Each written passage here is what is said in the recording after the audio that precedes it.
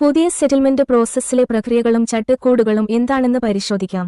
ആദ്യത്തെ സൈക്കിളിലെ 1 മുതൽ 10 വരെയുള്ള ട്രാൻസാക്ഷനിൽ അംഗീകൃത പണമിടപാടുകൾ മാത്രമേ ചെയ്യാൻ കഴിയൂ. ഇതിനിടയിൽ തർക്ക ഇടപാടുകൾ പ്രോസസ് ചെയ്യില്ല.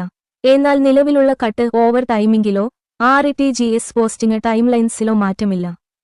സെറ്റിൽമെന്റ് സൈക്കിളിൽ ഒരു ദിവസം 2 തവണ തർക്കമുള്ള പണമിടപാടുകളുമായി ബന്ധപ്പെട്ട് സെറ്റിൽമെന്റ്സ് പ്രോസസ് ചെയ്യാം. ഈ സൈക്കിളിൽ തർക്ക പണമിടപാടുകൾ മാത്രമേ നടക്കുകയുള്ളൂ.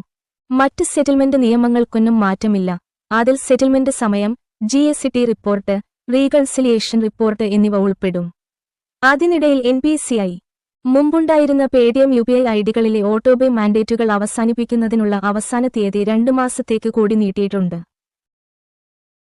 പുതിയ സെറ്റിൽമെന്റ് പ്രോസസ്സിലെ പ്രക്രിയകളും ചട്ടക്കൂടുകളും എന്താണെന്ന് പരിശോധിക്കാം. ആദ്യത്തെ സൈക്കിളിലെ 1 മുതൽ 10 വരെയുള്ള ട്രാൻസാക്ഷനിൽ അംഗീകൃത പണമിടപാടുകൾ മാത്രമേ ചെയ്യാൻ കഴിയൂ.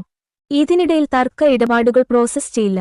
എന്നാൽ നിലവിലുള്ള കട്ട് ഓവർ ടൈമിംഗിലോ ആർടിജിഎസ് പോസ്റ്റിംഗ് ടൈംലൈൻസിലോ മാറ്റമില്ല. സെറ്റിൽമെന്റ് സൈക്കിളിൽ ഒരു ദിവസം 2 തവണ തർക്കമുള്ള പണമിടപാടുകളുമായി ബന്ധപ്പെട്ട് സെറ്റിൽമെന്റ്സ് പ്രോസസ് ചെയ്യാം. ഈ സൈക്കിളിൽ തർക്ക പണമിടപാടുകൾ മാത്രമേ നടക്കുകയുള്ളൂ.